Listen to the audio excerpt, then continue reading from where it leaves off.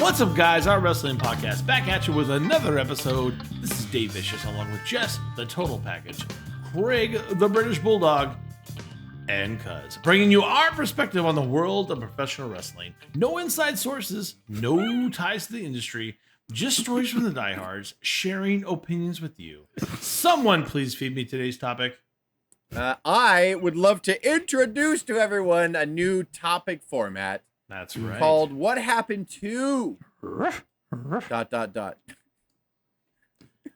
In the wrestling world, I think this is a big topic, Jess. And well, who is it today, by the way? It's not like a legacy, and I'm not disrespecting. It's the people that we talk about and what happened to. What I'm saying is that if it's somebody that doesn't have a long enough career or just a legacy doesn't make sense, I don't want to not ever talk about these wrestlers. Yeah. We do also do trendsetters as well, but I really only want to highlight people that I feel change something or influence things and change in wrestling.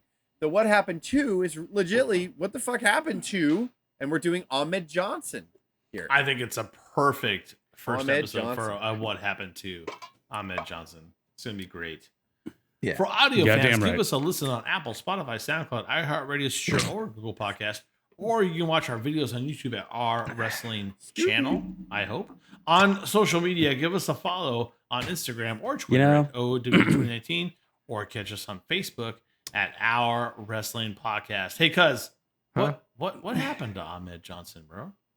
Just trying to what happened to your memory too. I mean, we changed it back to Our Wrestling Podcast a long time ago, but I can't keep up. I don't with know your if bullshit, Ahmed botched you so many times for trying to spine brush. He dropped you on your head. No, but I thought we were gonna change it back to Our Wrestling Channel since we're doing all the different shit. We can't. I'm telling. That's the problem. You guys can't get your shit together. So when you do, let me know. So we're all a bunch of Ahmed Johnsons, is what you're calling us. What?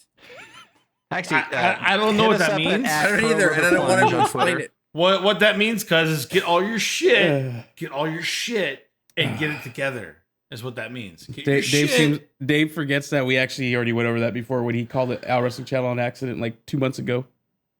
Get your shit. We had changed it there. You get your shit. Cuz you take your little notes. You take your little notes all the time. Do I control the fucking channel? No. Get your shit and get it together. Have you ever been to the channel? And then get back to me. Are you subscribed? And I'll change it. I have it all fucking typed up. You do what everyone else do? Are you subscribed and stay notified? I'm just saying, get your shit. Does it pop up and say, "Oh, do you see your shit? Do you see your shit?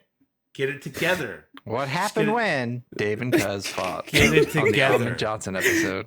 It's right. Get your shit and put it together. Jess and Dave did it on the other podcast. Like the way we see it. Take your shit and put it together. together. I'm sorry, Jess. What'd you say? Because everyone's double. Oh yeah, don't worry. It only records what's on the actual screen it's focusing on, the one that you're looking at right now, the bigger screen. Because you said don't worry, I'm not worried. I feel so good right now. It captures the screen, so it's not going to show like the double. It's only showing what it's focusing on right now. So I'm so glad this is a topic. And get your shit together. That's what I was. I mean, we jumped up in subscribers the last couple weeks. You know? I'm curious as well. I'm really curious. What happened to get your shit together? I'm really curious about it. All right, are you guys ready to get this kicked off real nice? Yeah, before you start, Dave, there was no one bigger and no one more over for a certain period of time in 1995 than Ahmed Johnson. Dude was massive. He was huge. He couldn't speak, and he wasn't a great worker. And spoiler alert, by the way, we're about to go into all of this.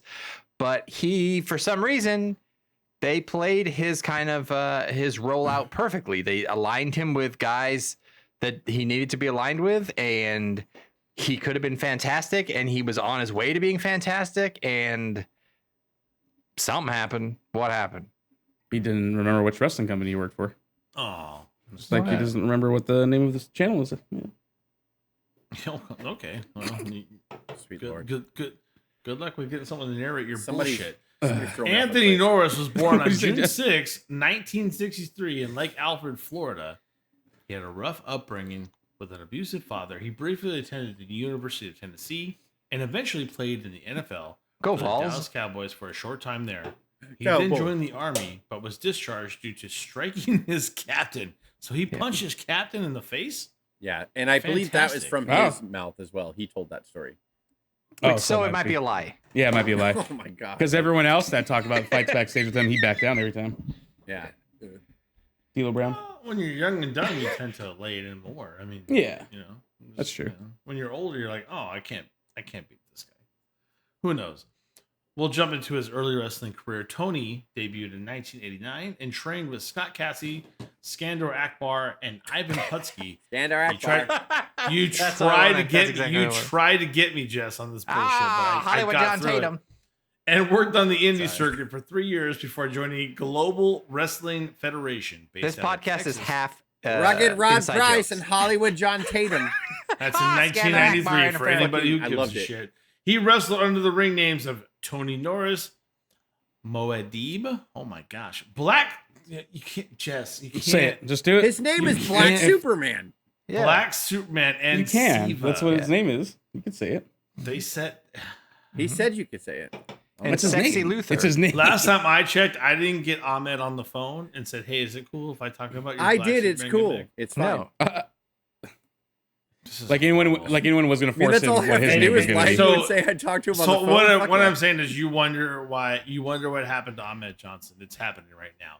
He also worked for Big. That he was untalented. Wrestling, and he couldn't cut a promo. Couldn't cut a promo. Because Scooby Doo. Get your shit, Dave. Just because you forgot the name, bud. Right. Get your shit, tighten it up, and put it together. He also worked for Big Japan Pro Wrestling in 1993. Is that a real federation? What was Big Japan? Yes, it was. I think it was like the third, distant cousin. Like All Japan, New Japan. All Japan, New Japan, Noah, and then there's Big Japan. FMW. All right. It's the biggest one. You gotta start somewhere, man. Yeah. Come on. I don't know. Whatever. World Wrestling Federation news. Norris began wrestling dark matches for the WWF in the summer of 1995. He was then given the name Ahmed Johnson and made his TV debut on an edition of Monday Night Raw on October 23rd of same year.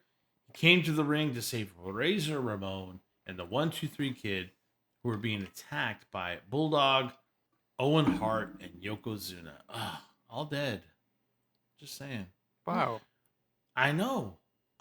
It's horrifying. Johnson slid in the ring and body slammed the 600-pound Yokozuna. That's enough to get you over. I watched that clip too. I remember as a fan in 95 watching this guy just slide in and slamming the 600-pound Yokozuna.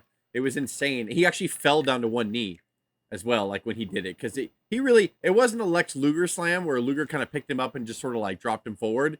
He pretty much, more than anyone I've ever seen, got Yoko up for a legit body slam, and it was so heavy. And just a weird thing, because you should, you might have this queued up. I do. I have this debut queued up right here. Okay, well, can you play it? I'm just, Whenever. But this is just his debut. This isn't when he saved. No. Peeps. We're talking about. But yeah, I was super impressed. Really, as a fan, I was like, dude, this guy, and he looked like $1 million. Jake Steele, I'm talking about. Ahmed looked like $1 million. Like, look at the size of him. Like, he was just a spectacle, man. And somebody jokingly said, Ahmed Johnson's the only wrestler to ever wear 4 sets of knee pads. Seriously, look at that. He's a big bastard, man. He was huge. And so he slams Yoko. The place went crazy. And he was inserted immediately. He was with guys like Ramon, 1-2-3 Kid, Shawn Michaels. He immediately got put with those guys. And so he was super over for all of 95. And we're going to get into it later. Dude, nobody had more momentum. He was unknown. Nobody had ever really heard of him. And then he just, the way Vince brought him in, slamming Yoko and we're going to get more into his accolades as we go. He was a mainstay for the next 6 to 8 months at the top of the card, right away. Who won that match with Jake Steele? Jake Steele edged him out, which was a very depressing debut, but Ahmed ended up coming back and just kind of good. Being fine. Good. He hit him with the Steel Buster. Jake Steele. I don't know what that is. The Steel Buster. I don't know what it was. I think it's a headlock.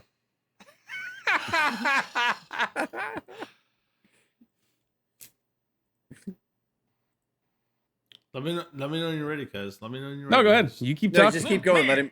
You keep going, bud. I mean, no, when I don't have. You're the narrator. Getting fucking slammed after 20 minutes. I got certain. All right, that's cool. Great. Got my shit He made his together, WWF pay-per-view debut at Survivor Series of 1995 as part of Shawn Michaels' wild card team. Ahmed would defeat Owen and Yokozuna in that match to make his team victorious. He would feud with Camp Cornette for the remainder of 1995 and the beginning of 96. Cornette does not have positive things to say about Ahmed Johnson, by the way. A boot. Nobody I'm does. sure we can play that audio here. D'Lo and The Rock. Yeah. Unless you're the Midnight Express, Jim Cornette doesn't give a shit about you. That's it. Yeah, 1,000%. That's a fair assessment. He made his WrestleMania debut at WrestleMania 11. Now, can I correct? My fault. It is WrestleMania 12. I messed up. I'm sorry. At WrestleMania 12. It's not your fault. It's my fault. I appreciate you taking responsibility, unlike other people on this podcast. That's great. In a losing effort, if you could remember the in a name, six-man team bout. I don't know. You can change things, and you can fucking figure it out, and you can tell me what's going on before it happens. Craig and I were there live at WrestleMania 12, by the way, and it was the opening contest. It was Ahmed, Jake, why am I forgetting? And Yoko against Vader, Owen, and Bulldog. And Vader got the penny poo on Jakey Roberts. The end. That's fair. Craig and I were there live at WrestleMania. Did we cheer Ahmed? Did we like? I don't believe so. I was cheering Vader because Vader just came in. I was super happy that Vader was there, and I don't remember anything else besides that. I caught that airline pilot. We're gonna fly about 30,000 feet. I distinctly remember though, Craig, when we got up to get a drink or something from the concession stands. The way the pond is, or it's not called the pond anymore. I don't fucking know what it's called. Honda Center. Who cares? It's called the pond here.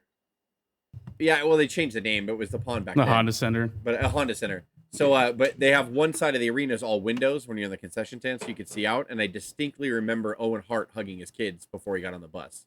After the opening match, it was like 2 or 3 matches in, and I remember looking outside and I saw him like with his kids, and it was pretty cool. Oh wow, that's crazy and sad. And that's my story about Ahmed Johnson at WrestleMania. It's about Owen Hart.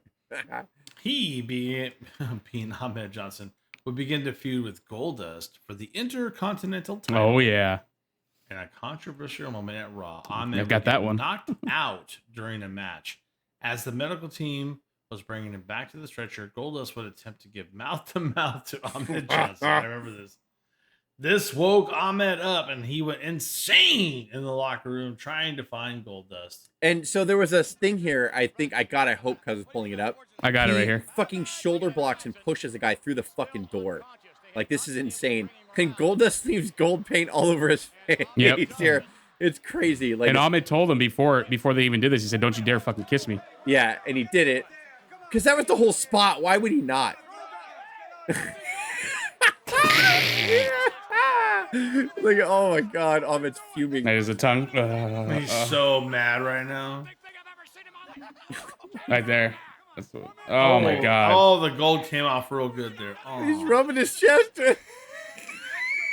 No. Why would God? Look at his face. Right, like, it's so he was already mad though. He was already pissed. Oh my god. But it looked real. Like, you thought he was fucking crazy here. And I remember, again, watching this as a fan, going like, dude, he's insane. Like, he's really mad right now. Some, yeah. Yeah. And same here. As a kid, I felt that way. When he pushes this guy coming up through the fucking door. What is he, woozy from the kiss? I mean, Goldust he was still probably like Poison Ivy. Yeah. I was kissed by a dude. Oh, or to your point, I remember this. Yeah. He was waiting for the guy to show up. That's true. Yeah. Where's the dude that kissed? It was a different time back then. It was a different time. Is that the fake Scott Hall? No, Mark Merrill. Was it Mark? I'm a wild man, baby. Calm down. You don't look at my eyes. He's went that way. How come Bob Holly got the shit beat out of him and Mark Merrill didn't get touched? You know, this is right here. And they rolled together. Come on, no, Ahmed, do not. Who's this guy? Oh, don't come in. Do not come in. Oh. Jesus Christ. And he's not even in there. Like, why are you protecting the door where Goldust isn't even there? Should I wear the red tank top or the pink one for my big bump? I feel like it's the hacksaw. Goldust is not in here, but I have to protect the door. That's awesome. God, Jesus. Sorry man. he kissed you, guy. Hey, but it was part of he's some not in good here. scenes, We'll huh? keep looking for him. We'll keep looking for her. Jesus. Sorry, give the old peckaroo on the lips. Oh, thank goodness Goldust was there to give me mouth to mouth. I appreciate it, big guy. Hey, homophobia, huh? Tough guy. Okay. That's not going to test well. At King of the Ring 96, Ahmed defeated Goldust for the Intercontinental title, becoming the first African-American Intercontinental Champion. Ooh, good stuff. On July 22nd of 1996 edition of Raw, Farouk made his debut at WWF by attacking Ahmed Johnson and ramming his kidneys into the steel ring post. This was supposed to set up a match between the two at SummerSlam of 1996. But on the August 5th, 96 edition of Raw, Ahmed Johnson won a battle royal to determine the number one contender for the WWF World Heavyweight Championship. He looks ridiculous. I know, it looks such a ridiculous outfit today. Come on. Yeah, I never liked the goofy. way. Oh, look at this madness here. It's sunny though. Could you see him go, Vince, seriously? That just has Vince all over it. Vince is like, it's gotta be great. Give me a gladiator. Gladiator. From space, Max Moon Gladiator. A bright blue gladiator. No, not a real gladiator. Not a space gladiator. So right there, it was really his thigh muscle. But this actually wasn't designed. This was just designed to kick them off. Dave's going to read on that they were going to take on each other at SummerSlam. So that wasn't designed to put him out, but the injury came later. So they decided to use this footage and say that Farouk's shot up against the ring post damaged his kidney. So when they did that spot, they had no idea that Ahmed was going to go out with that injury. They didn't know. Yeah, because Ahmed was taken off the road to a kidney issue. They used the footage from that attack that Jess has talked about to remove him from television and strip him of the Intercontinental title. Farouk, a shame. No. Johnson would miss 4 months, no? You said Farouk. Yes. Oh, sorry. Yes. Johnson would miss 4 months due to the injury. Oh. So already they were pushing him here, and he actually won a match to become the number one contender to take on the world champion the day after SummerSlam, which would have been Michaels, because Michaels defeated Vader at SummerSlam 96. But rumor has it is that they kind of wanted Vader to beat Michaels, but Michaels threw a tantrum, so that didn't happen. And so another reason why we love Shawn Michaels. Yeah, it could have been Vader and Ahmed, and that's what they could have done the switch. I'm just guessing. Again, I don't know this for a fact, but they were dead serious. They were going to put the world title on to Farouk.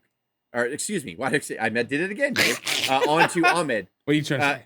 And they're going to get it on out here. He missed the number one contenders match. He probably more than likely would have had a good match with Michaels. It would have been some weird thing where maybe they probably had a run-in or something like that, but Farouk showed awesome against Michaels. They probably weren't going to pull the trigger yet, but you got to feel they were putting him there already, barely a year after he debuted. They were putting him in the world title picture. Ahmed was closer than anybody wants to admit to becoming WWF heavyweight champion. He was. He really was. Vince just saw a big dude. He's like, yes. And so because he had to miss the 4 months, they stripped him of the Intercontinental title and all that good stuff. Unfortunately. Johnson would return in late 1996 and continued his feud with Farouk, who had just formed the Nation of Domination. We know where that goes. Ahmed would then team with the LOD against the Nation at WrestleMania 13 in a Chicago street fight. Ahmed and LOD would win the match. In mid-1997, Ahmed would return as a heel, and he would join the Nation of Domination there. Injuries, unfortunately, would derail his push. His final WWF pay-per-view was in February of 1998 at No Way Out, and a winning effort was Shamrock. And even before that last match, Dave, there's a lot of shoot interviews with D'Lo and things about JR, him not getting along backstage with the Nation at all. With The Rock. With his ego. Fights with The Rock, with D'Lo. He was a troubled dude, very insecure. JR really kind of summed it up by saying, "What the thing you don't want the most in a wrestler is an insecure guy. That's when you know that your push is about to go bye-bye. How are you going to react? Are you going to get desperate, or are you going to be okay with everything?" And Ahmed was just a guy that he was a cancer in the locker room. Yeah, from a lot of these interviews online.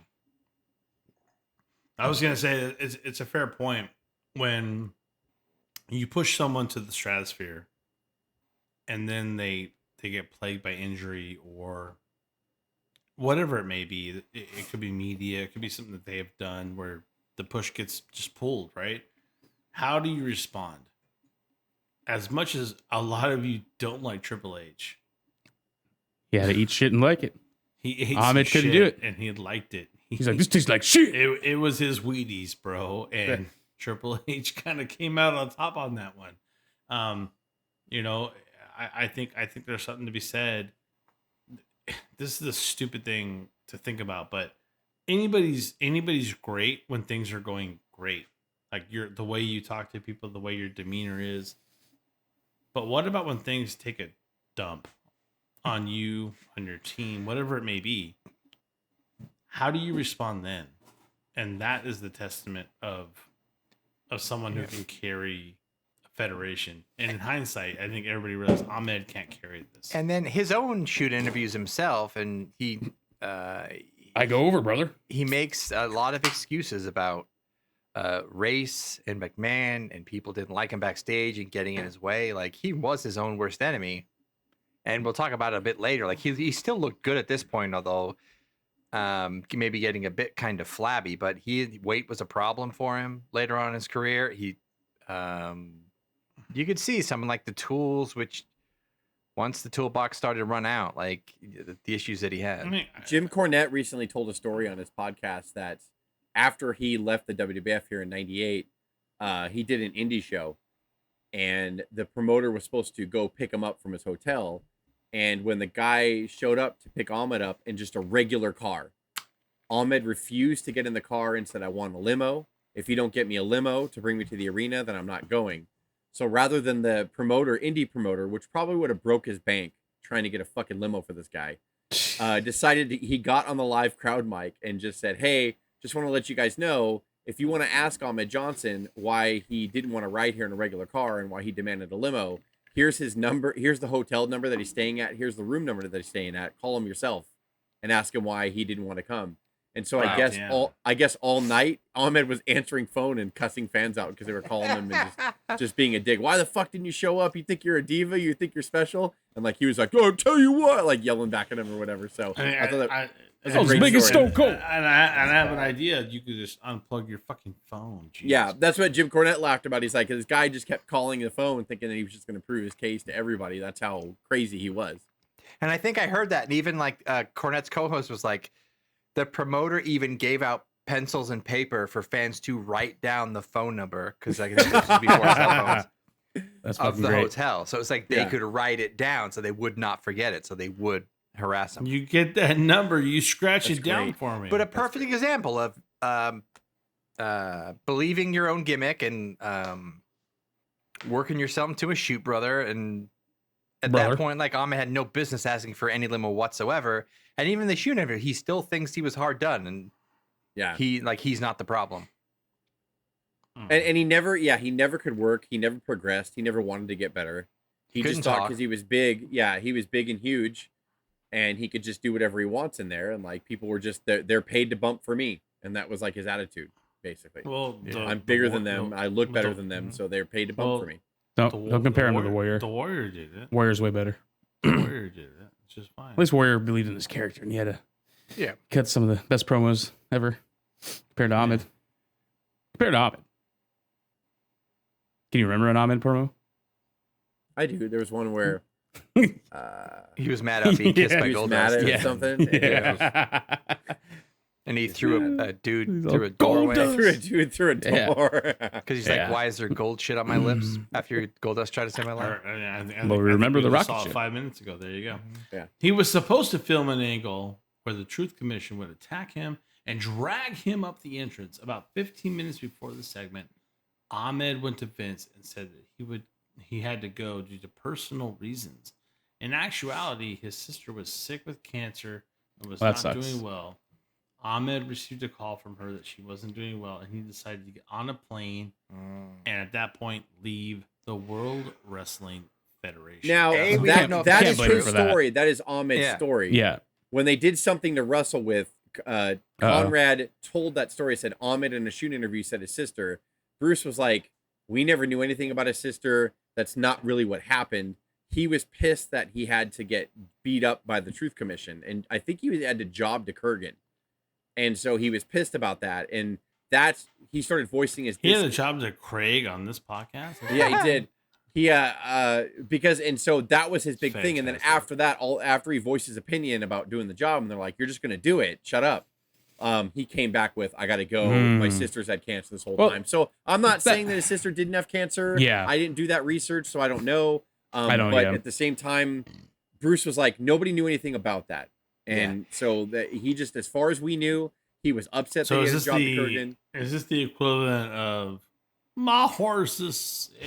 He admittedly did not even tell McMahon. This is from from Ahmed shoot. He'd never told anybody about his sister because he didn't want them. He didn't want to air his dirty his laundry business or whatever. Like that, yeah. And then this is what kind of rings very funny about the whole thing is Ahmed himself said, "I didn't want one of the last things my sister to see is me getting beaten down or whatever." Or maybe that was something else. No, that was that. Yeah, that was that. Like, I didn't want my sister to see me get beat down and dragged up an aisle, and that was her last. Like, if it was true, it's like, oh, that's bullshit. Yeah. Like, if it was true, that's, I mean, it's understandable, sister, but if not, then he's a piece of shit for lying about it, you know.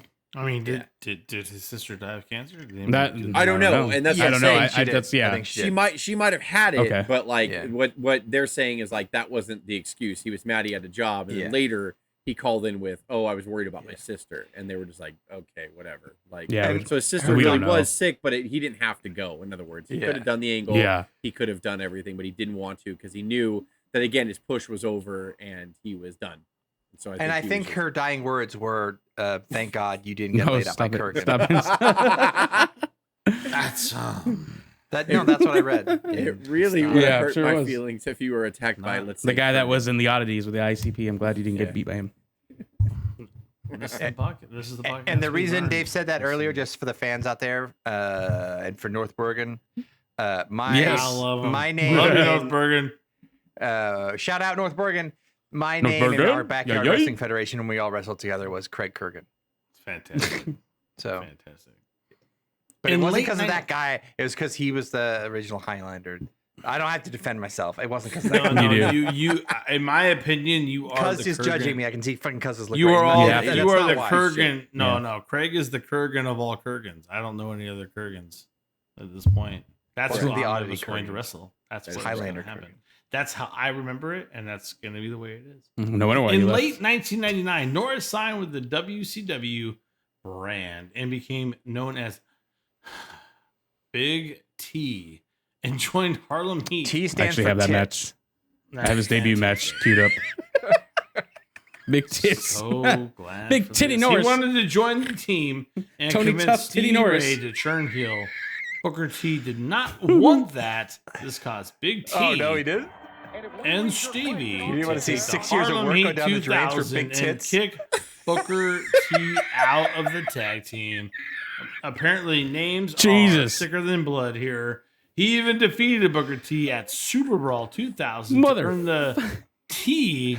Really? Fucking to earn the T. Wait, to earn the T in his name, he had to earn the T. What? Oh, because he had a match with Booker T over the T in their name. So he beat Booker T, and then Booker T could only be called Booker. That's just not true. Because he won the T. No, that's not true. That's and so the T obviously stands for title. So it wasn't tits. Tony Tough Titties. Tony Norris. Tony Tough Titty Norris. This is so stupid. Oh.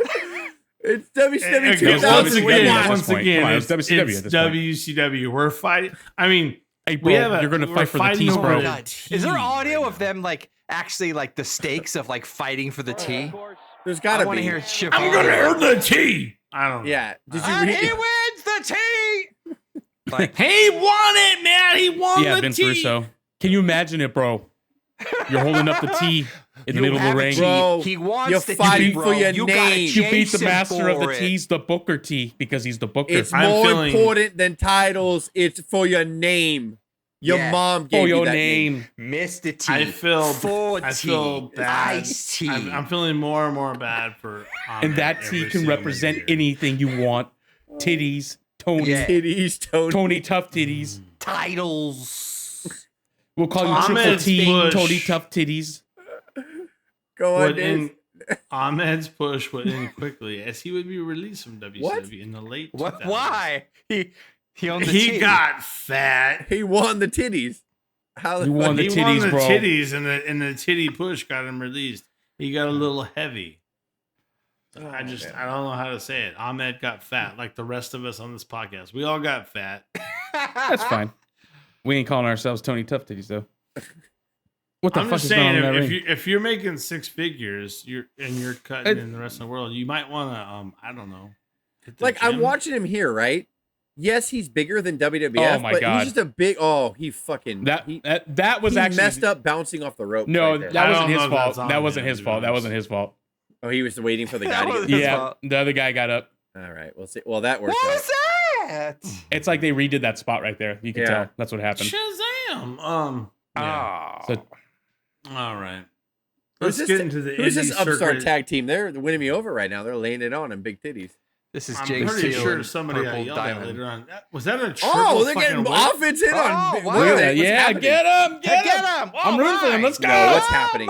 Get him! Double DDT! It's over. It's gonna be over. You got him. It's over. It has to be. Why is the ref not counting? Are you shitting me right now? Like, oh, wait, hold horrible. the fuck on. Why wouldn't the ref go down? No, wait. They just do like a fucking heel tactic to not get the cover on some prelims right now. Is that what I just saw? Well, Dave, these prelims are good apparently. There we go. I don't know why I'm so into this match. This is there we go. This is the best match I've seen. Oh, double gut punch. Jesus Christ. Did they WCW fucking angers me, bro. They fucking, oh my God. Black Mass. But why? Alistair Black's move. He did it better than Alistair. I'm just saying, if this was happening in a federation that Ahmed is not happy with, this would have been a fucking squash, which is what it should have been. What are we doing? I know. Look at them compared to Harlem Heat. That's ridiculous. What are we doing here? They got some good offense in though. How do you was even this get a to Nitro a or Sunday night? I think this is Saturday night.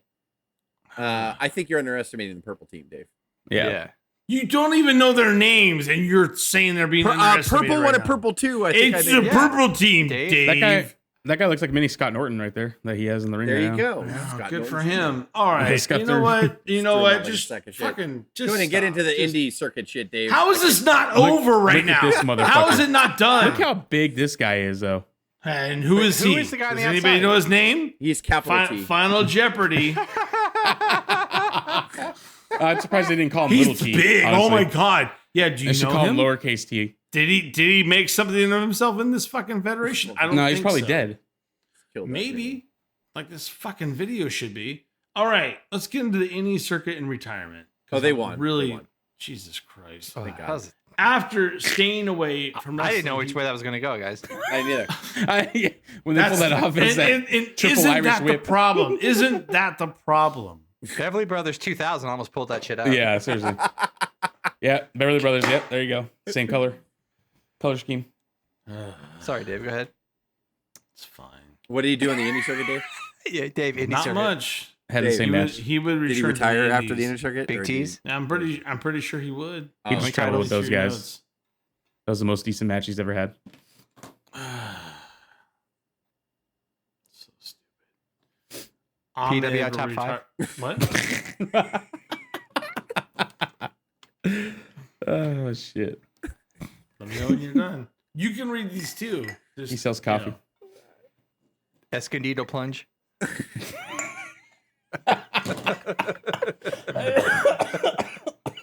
Why don't you just give him my social security number? Last 4 digits are whole. Okay, really, is independent. I want to know about his independent career, please. Read it. Just read it. After staying away from wrestling, he would return to the Indies in 2002 to 2003. 20 what? Wow. He would retire in 2003, and the Big T name would be laid to rest.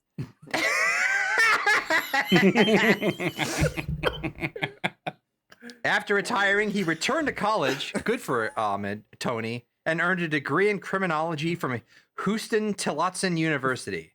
Did he really? Yeah. Wow. Yeah. Oh, shit. Oh, wow. I'm impressed. I wrote That's what it says here. Yeah. In July 2016, Valedictorian was named part of a class action lawsuit filed against WWE, which He alleged that changed his name wrestlers to Big incurred T legally. traumatic brain Well, injuries you could do during that their now. Your tenure. diploma. So. Warrior paved the way for that. The suit was litigated by attorney Konstantin Fucking Kairos. pioneer right there. That sounds like a wrestler name, Konstantin Kairos. That That was actually should the be lawyer's name. That's coming up on NXT next week. And Konstantin Kairos. And District Judge Vanessa Lynn Bryant, not Kobe's wife, dismissed the lawsuit in September 2018. Wow. Thank you, Craig, for bringing stability back to the podcast. I appreciate you. You're welcome. I mean, Let's get into championships and accomplishments, which are not much, unfortunately. how dare you? I was not joking. He ranked number 5 in 1996 PWI 500. That used to be the bellwether of every single wrestler who's the best. Well, number 5. They fucked that up, didn't they? 96 was a bad year for wrestling, folks. Yeah. He was a USWA heavyweight champion, a WWF Intercontinental champion. Is that not twice because he technically lost it? Yeah. No, he only won it once. He won it. He never got it back. He never got it back. Yeah. And he owned the letter T for. Ice-T, I care now. I forgot to put that. He won the T title. Yeah, that's right. It's a big deal. Fucking Jess, I want to know, Jess, what do you feel about him actually getting number 5 in that 500? Like, is that an abomination to you, or is that okay for the time period? I guess. I mean, because PWI would try to straddle they would try to ride the fence. They would honor kayfabe, but then they would also try to get a little tongue in cheek, and so I think that it was fine for the time because he was Intercontinental Champion.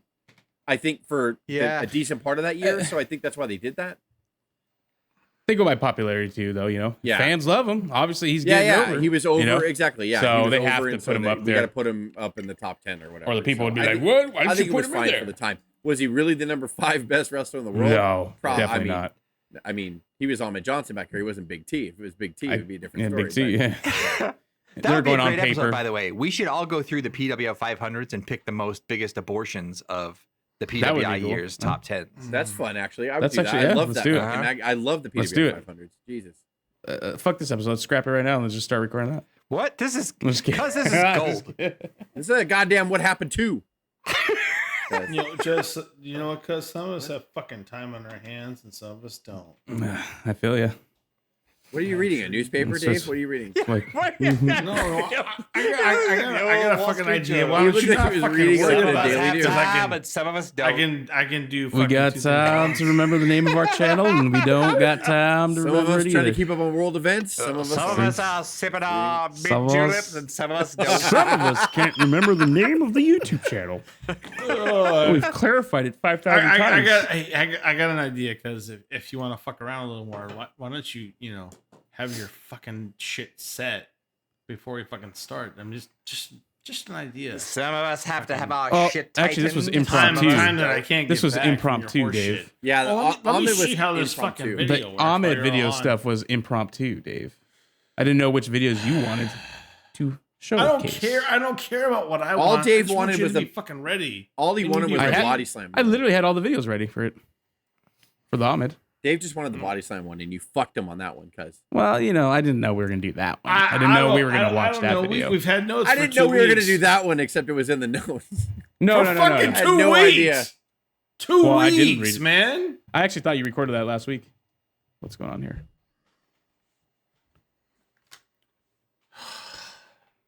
As always, you can find us on our wrestling podcast on Instagram at O.W.P 2019. On YouTube at Our Wrestling Podcast, and on all major audio streaming platforms, Spotify, Google Podcasts, Apple, SoundCloud, Stitcher, and iHeartRadio. This is Big T signing off. This is Big T's. Have a good one. Have a good one. Good night, David. Bye, David. Bye, David. Bye, David.